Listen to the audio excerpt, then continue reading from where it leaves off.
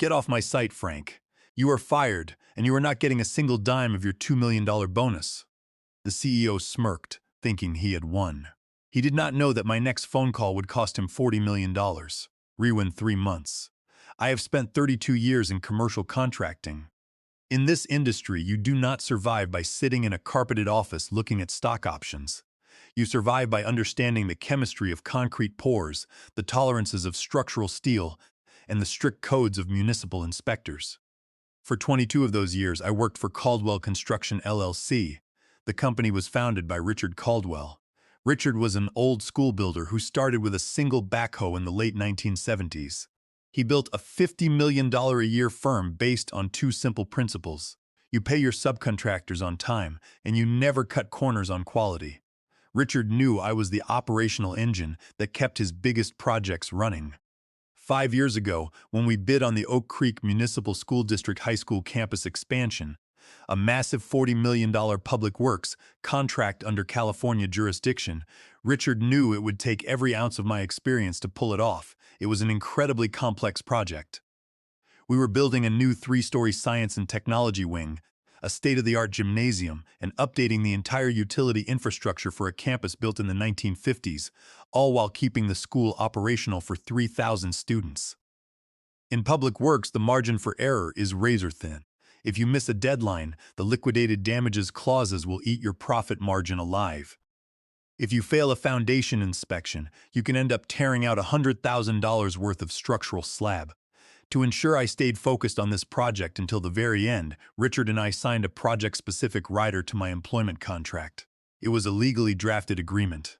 In addition to my base salary, I was entitled to a 5% project completion bonus based on the total contract value. That was $2 million. The conditions were simple. The project had to hit substantial completion under budget, on time, and without outstanding subcontractor liens. Substantial completion in commercial contracting is a legally defined milestone.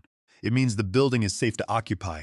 The school district can move their furniture in, and the local building department issues the temporary certificate of occupancy. It is verified only when the lead architect signs off on AIA document G704. For 4 years, I lived and breathed Oak Creek. I worked 60-hour weeks. I managed 65 subcontractors. I negotiated directly with utility companies, resolved conflicts with structural engineers, and kept our safety record spotless. By the time we hit the home stretch, we were 96% complete. We were 2 months ahead of schedule, and we were running $1.5 million under budget. My $2 million bonus was my retirement ticket. I was 52, my knees were starting to fail from decades on concrete slabs, and this was my exit. Then Richard Caldwell suffered a stroke. He survived, but his doctors ordered him to retire immediately. Richard's wife convinced him to hand over the reins of Caldwell Construction. Since Richard's own kids had gone into medicine and law, the leadership fell to his nephew, Ryan Caldwell. Ryan was 32. He had an undergraduate degree in communications and an Ivy League MBA. He had never held a hammer in his life. The closest Ryan had ever come to a construction site was looking at drone footage from a heated corporate office. He viewed the business not as a craft of building brick and mortar, but as a series of spreadsheets where expenses were just numbers to be minimized. Within 2 weeks of taking over, Ryan hired Brad Vance as the new chief financial officer. Brad was a 40-year-old corporate accountant who had spent his career at mid-sized tax firms, finding loopholes to avoid paying overtime and delaying payments to vendors to inflate corporate cash reserves. The day Brad arrived on site, he walked into my project trailer wearing a $3,000 suit and pristine leather shoes that had never touched gravel. He looked at my layout tables, my submittal logs, and the stack of approved subcontractor invoices. "Frank," Brad said, leaning against my desk, "we have been reviewing the project financials for Oak Creek. Ryan and I think the operating expenses are too high. We need to optimize our cash flow before the quarter ends." "The project is under budget, Brad," I replied, not looking up from my structural drawings. "We are saving the company $1.5 million. The subcontractors are working hard because they know we pay them net 30. We do not touch the operating budget." Brad smiled. It was a cold, calculated smile. "We are going to adjust the payment cycles for the subcontractors. Instead of net 30, we are moving everyone to net 90. That keeps more cash in our accounts for the quarterly report." "You cannot do that," I said, putting my pen down. These are public works subcontractors. They have payroll to meet every Friday. If you hold their money for 90 days, they will stop delivery. The structural steel fabricator, the mechanical contractor, they only work with us because they trust our payment schedule. You delay them, and this site goes cold. We will miss the completion deadline, and the school district will hit us with $10,000 a day in liquidated damages. Ryan is the CEO now. Frank, Brad said softly. We manage the money, you just build the walls. Over the next 2 months, the atmosphere on the Oak Creek site shifted from a cooperative build to an active war zone. Brad Vance began systematically delaying payments to our core subcontractors. The mechanical sub, a local family-owned outfit called Miller & Sons HVAC, was the first to sound the alarm. They had 40 technicians on site, installing the complex variable refrigerant flow systems for the new science labs. The owner, Tom Miller, walked into my trailer one Tuesday morning, holding a printout of an unpaid invoice for $350,000. Frank, what is going on at your corporate office? Tom asked, throwing the paper on my table. We are 60 days out on our progress billing for the third-floor ductwork. My bank is refusing to extend our line of credit. If I do not get paid by Friday, I cannot meet payroll. I will have to pull my guys. I signed off on your pay app weeks ago, Tom, I said, checking my log. It was sent to accounting on the 5th. I will call Brad. I called Brad's direct line. It went to voicemail. I called Ryan's office. His administrative assistant told me he was in a board meeting and cannot be disturbed. I knew what they were doing. They were hoarding cash to show artificial liquidity on their mid-year balance sheet. I spent the next 3 days calling every contact I had in the industry, begging the subcontractors to stay on site. I promised them I would get it sorted out. They trusted me. Many of these owners had worked with me for 20 years. They stayed, but the tension was thick. By the time we hit 96% completion, we were preparing for the final inspections. The school district was already scheduling their moving trucks. This was the moment my contract writer specified. The final push toward the certificate of occupancy. If we crossed the line, my $2 million bonus would vest, and Caldwell Construction would be legally obligated to pay it within 30 days of the architect's signature on the G704 form. On a rainy Thursday afternoon, I received an email from Ryan's assistant.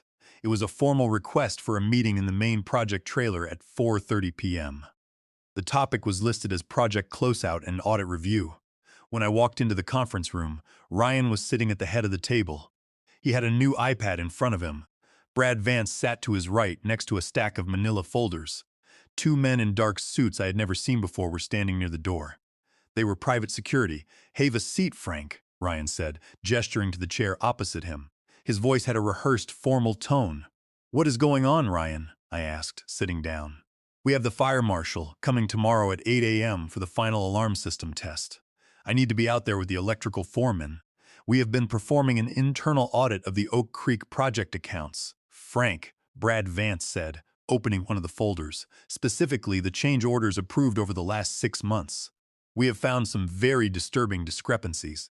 He slid a document across the table. It was a change order authorization for the high school science lab HVAC systems, an additional $450,000 for high-capacity particulate filters that the school district had requested after a change in state building codes. "This change order was signed by you, Frank," Ryan said, his eyes narrowing.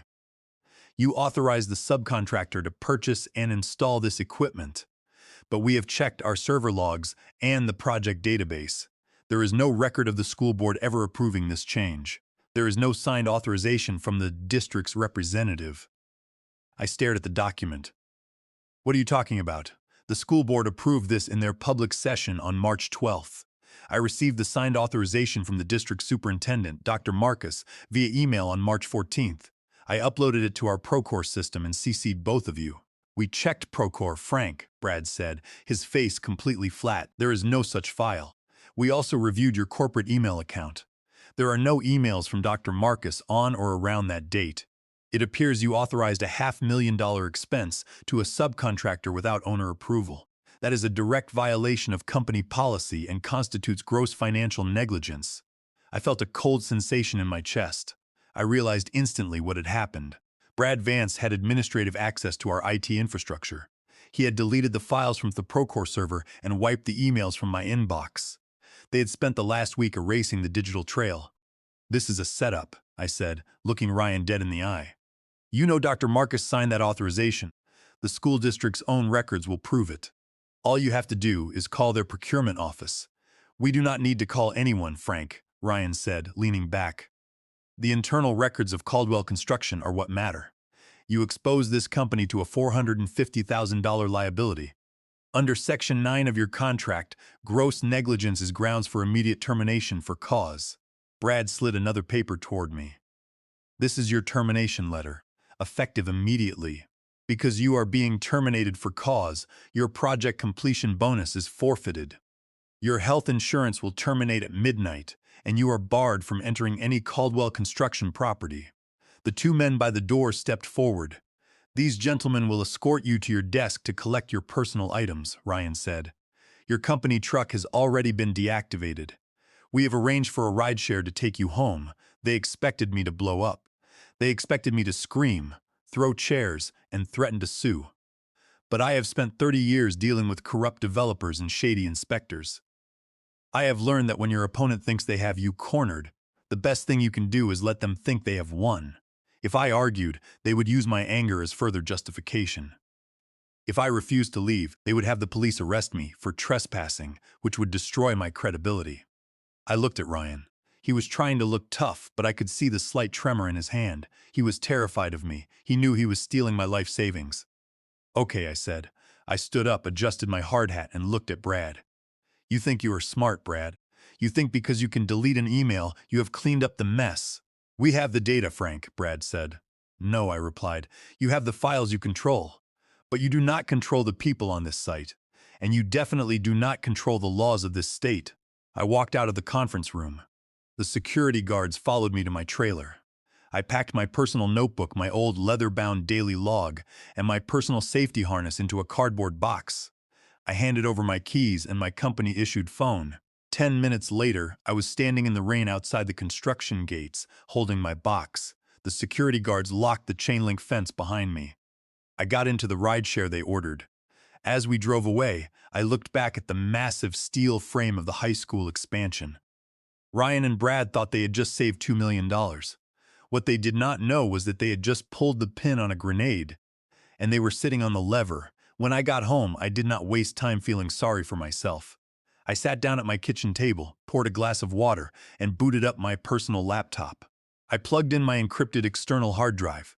For 22 years, I had maintained a simple rule. Never trust a corporate server. Every contract, every change order, every email exchange, and every progress payment application I touched was backed up locally. It was not corporate espionage.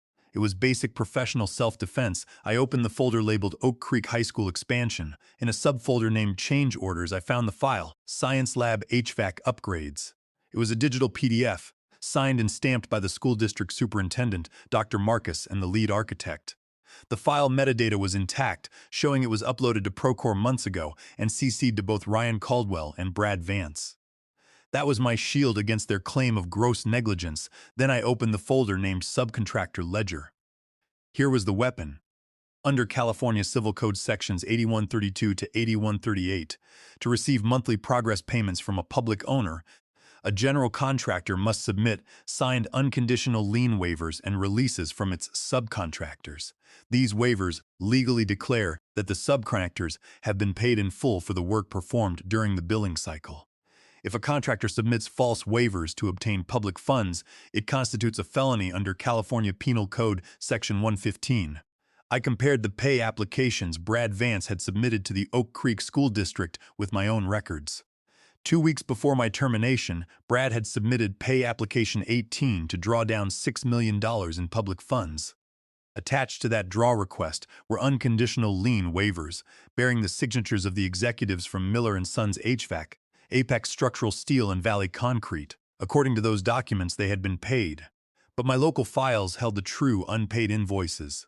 I had emails from Tom Miller at HVAC and Dave Vance at Steel, dated 3 days after the pay application was submitted, asking why their payments were over 60 days past due.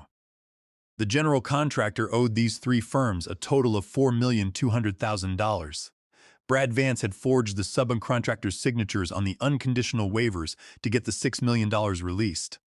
I immediately called my attorney, Douglas Reyes.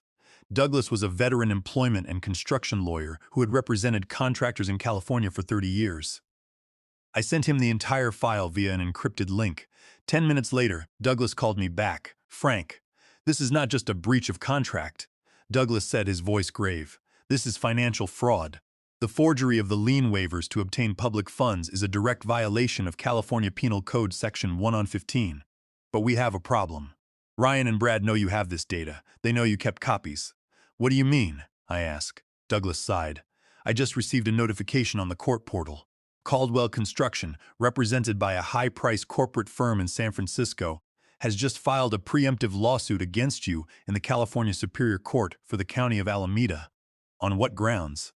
"They are suing you for theft of trade secrets, breach of your non-disclosure agreement, and violation of the Federal Computer Fraud and Abuse Act. They claim that you illegally downloaded proprietary corporate records and project data before your termination. They are seeking an emergency temporary restraining order to block you from sharing this information with any third party, including the school district and the bonding company." I leaned back in my chair. "They are trying to muzzle me before I can expose them." "Exactly," Douglas said. "If the judge grants the restraining order, you will be legally barred from presenting this evidence to anyone. If you do, you will be in contempt of court. How do we fight this?" "We countersue immediately," Douglas said. "We file a cross-complaint for wrongful termination in violation of public policy, breach of the covenant of good faith and fair dealing, and we assert whistleblower protection under California Labor Code Section 1102.5. We argue that your retention of the documents was necessary to report a felony to the authorities, which protects you under state whistleblower statutes. The law is clear. A non-disclosure agreement cannot be used as a shield to conceal criminal fraud." "Can they get the restraining order today?" I asked. "They have scheduled an ex parte hearing for tomorrow morning at 9 a.m., Douglas said. "I will prepare our opposition tonight. We need to show the judge that they are using the court to cover up a felony, but you need to act fast. Until the judge signs a restraining order, you are still legally free to share the information." "Do you have a contact at the bonding company?" "Yes," I said. "Arthur Vance, the senior underwriting agent at Apex Surety Group." "Call him now," Douglas said. "Send him the files before we go to court tomorrow.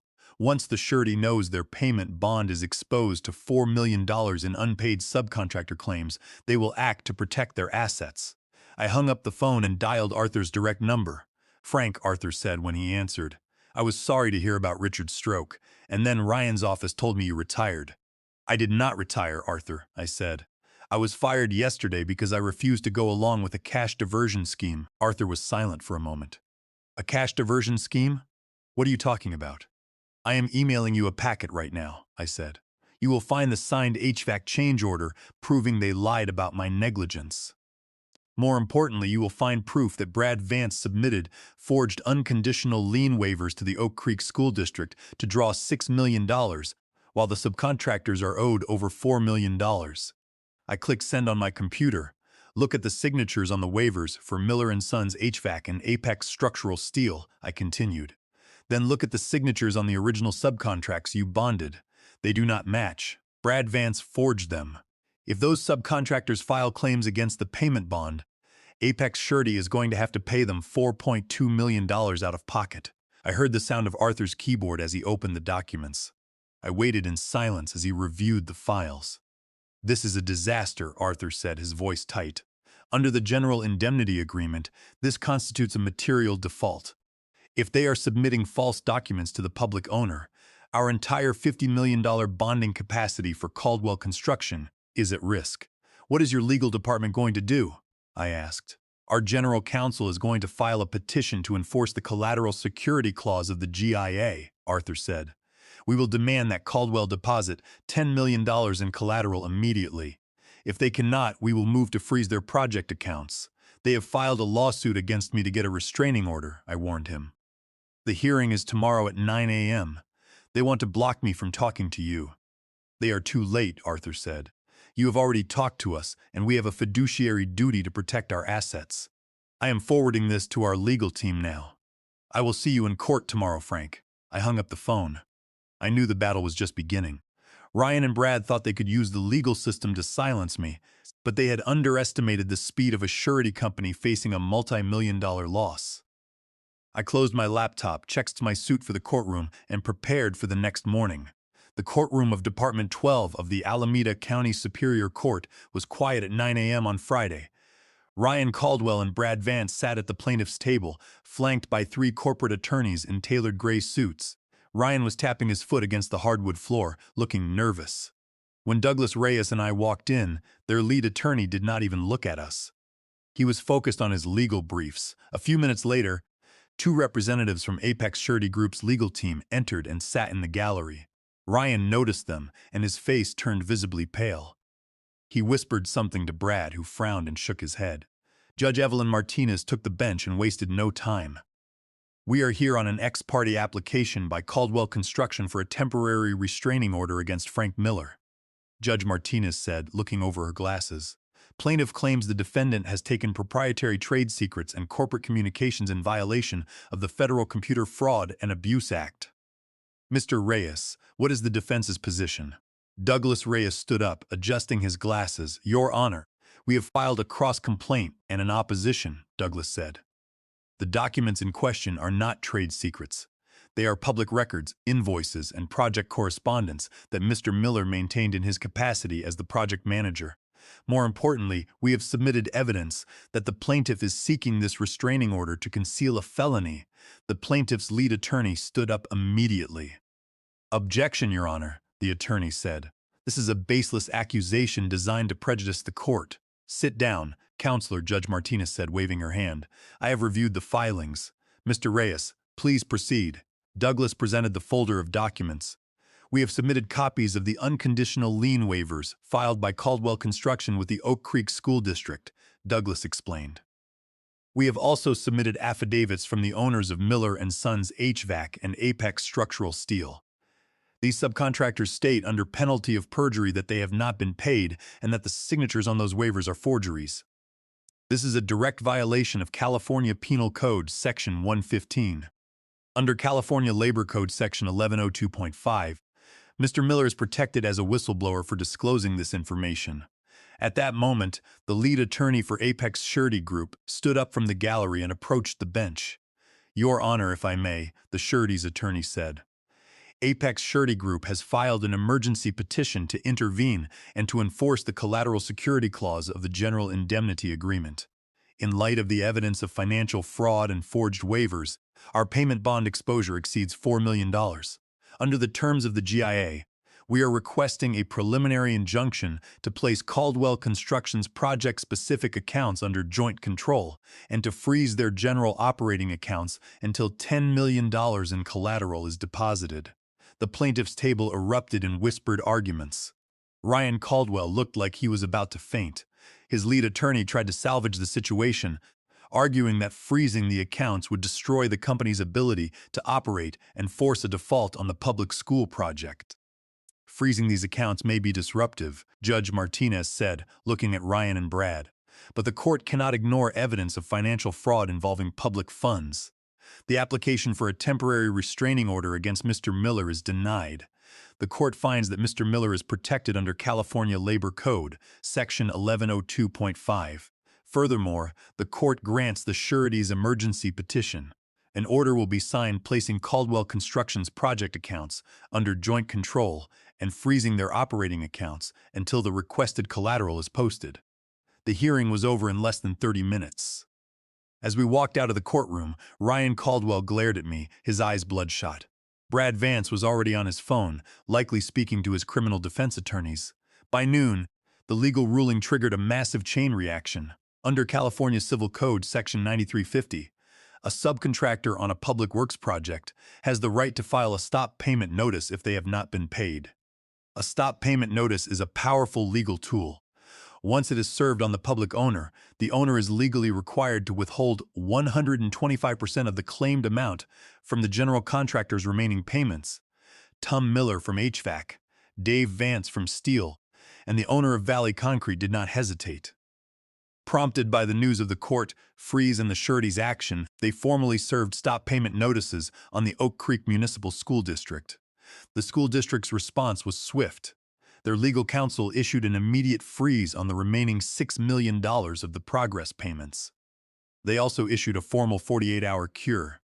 notice to Caldwell Construction, stating that if the subcontractors were not paid and the project was not remobilized within 48 hours, the district would declare a formal contractor default. By 2 p.m., the Oak Creek construction site went completely dark. The mechanical crews, the steel workers, and the concrete trucks were gone. The heavy machinery sat silent on the dirt lots, and the only sound was the wind blowing through the open steel frame of the new gymnasium. At 3:30 p.m., my phone rang. It was Ryan Caldwell. I let it ring. He called back immediately. I answered, "Frank, you are going to destroy this company," Ryan screamed. He had lost all his corporate arrogance.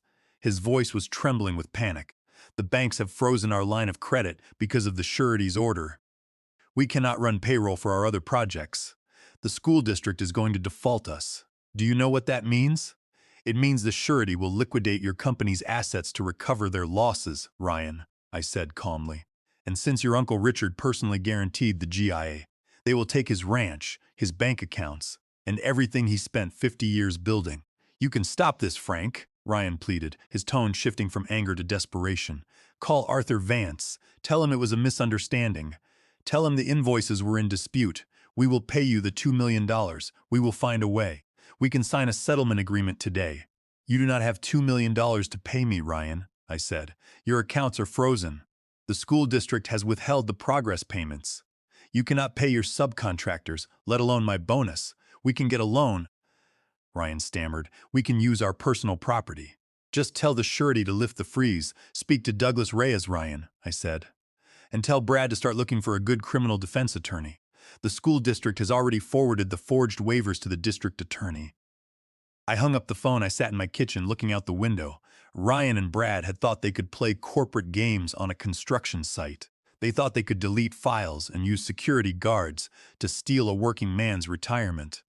But they did not understand that the legal and financial structure of public works is designed to protect the project and the subcontractors from people like them.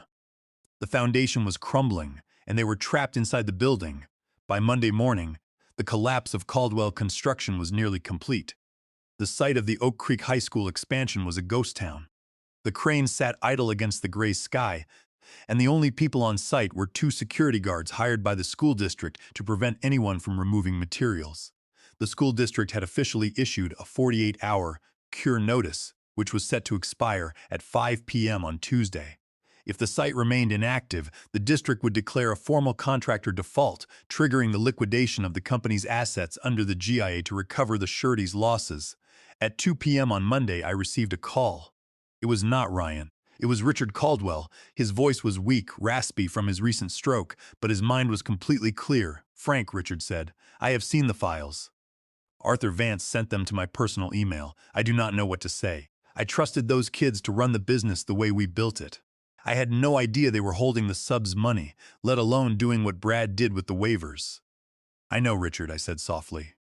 "I knew you would not have approved of this. But Ryan and Brad were going to bankrupt the company just to save my bonus." "They are gone, Frank," Richard said. "I called an emergency board meeting this morning. I still hold 51% of the voting shares, and the other board members agreed with me immediately. We waived the notice requirements under California Corporations Code Section 307 because of the emergency default risk. I fired Ryan and Brad. The board has authorized me to take temporary control of the company. But I cannot do this alone. My doctors will not let me back on a construction site. We need you, Frank. We need the bond restored, and we need this project finished. I want to help you, Richard," I said. "But I have a contract and I have a reputation. I will not step foot on that site without my contract being honored in full." "We are going to make it right," Richard said. "Come to Douglas Reyes's office at 4. My lawyers will be there." At 4 p.m., I walked into the conference room at my lawyer's office. Richard was sitting there, looking older and frailer than I remembered, but his eyes were sharp. Next to him was the company's outside corporate counsel. The negotiations were brief because Richard had no leverage and he knew it.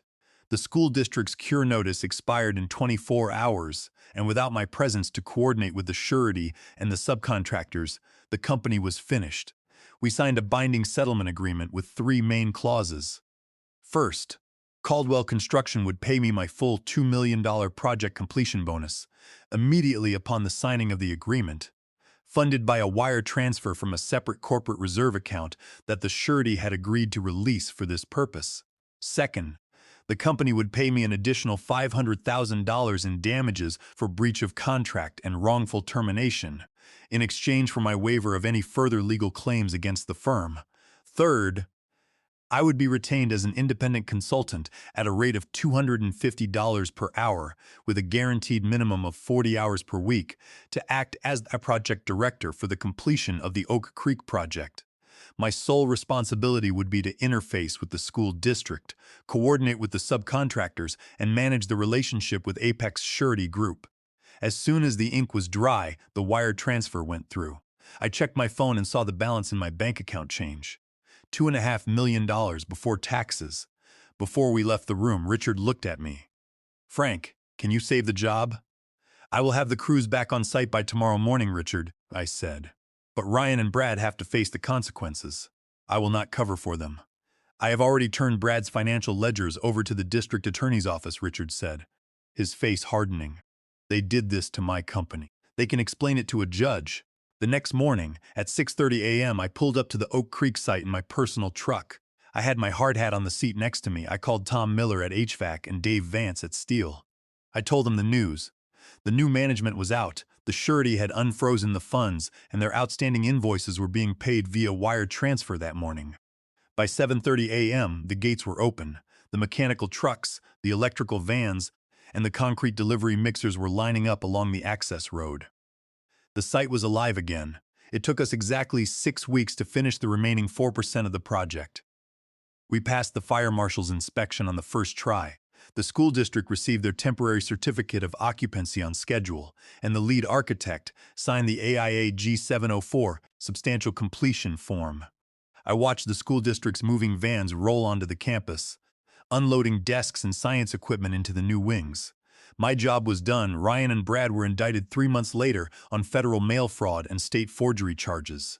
Their trial is still ongoing, but their careers in corporate finance and contracting are permanently over. As for me, I bought a piece of land in Montana, overlooking the mountains. I do not wear steel-toe boots anymore, and the only caliper I use is for woodworking in my shop. Sometimes, when I am drinking my morning coffee, I think about that rainy afternoon in the trailer when Ryan told me I was barred from the property and would not get a dime. I smile, take a sip, and look at the mountains, because in the end, if you build a life on a solid foundation of hard work and honest relationships, no corporate suit can ever tear it down.